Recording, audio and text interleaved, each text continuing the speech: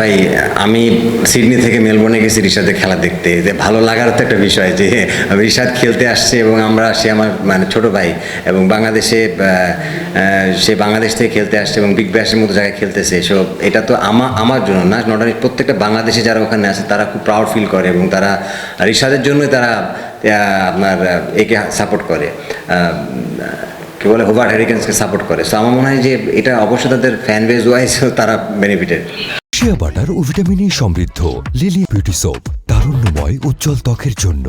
Remark time, হ্যাঁ রিশাদ, আমি তার সাথে কথা বলেছি, তার সাথে যখন আমার মেলবোর্নে দেখা হয়েছিল যে কী অবস্থা, ও বলছে ভাই আমি খুব এনজয় করছি আমার এখানকার কালচার, এখানকার আমি বললাম তোর টিমের যারা সতীর্থ আছে তারা তাদের সাথে কেমন, বলছে সবাই খুব ফ্রেন্ডলি ভাই, এখানে টোটালি ডিফারেন্ট। এটা খেলা মানে এদের এনভায়রনমেন্ট বলে না, আমাদের এশিয়ান এনভায়রনমেন্ট টোটালি আলাদা। আসলে এরা খেলার বাইরে অন্য কিছু নিয়ে ডিসকাশন নাই, জাস্ট ওরা ফান করে, খেলা শেষ ফান করে চলে যায়। আমাদের এখানে অনেক বিষয় নিয়ে নাড়াচাড়া হয় আসলে, যে জিনিসগুলো ক্রিকেটের জন্য ভালো না। এনিওয়ে, বাট তারপরেও আমার মনে হয় যে রিশাদ যে অপরচুনিটিটা পেয়েছে এটা বাংলাদেশের জন্য অনেক বড় একটা কী বলবো, যে বাংলাদেশের একটা রিপ্রেজেন্ট করতেছে বাংলাদেশকে, এবং সে আই হোপ যে ইন ফিউচারে বাংলাদেশ থেকে অনেক প্লেয়ার বিগ ব্যাশ খেলবে এবং আমাদের জন্য ভালো হবে।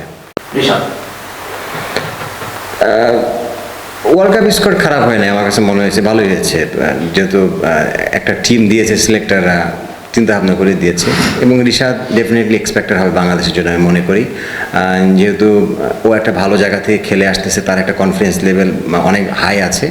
আমার মনে হয় যে ও যদি ওর কনফিডেন্স ওয়াইজ বোলিং করতে পারে, যেহেতু আমার ইন্ডিয়াতে খেলা, হয়তো অনেক উইকেট টার্নিংও হতে পারে, আমার মনে হয় যে খারাপ হবে না, ও আমাদের ভালো একটা ইনপুট দিবে।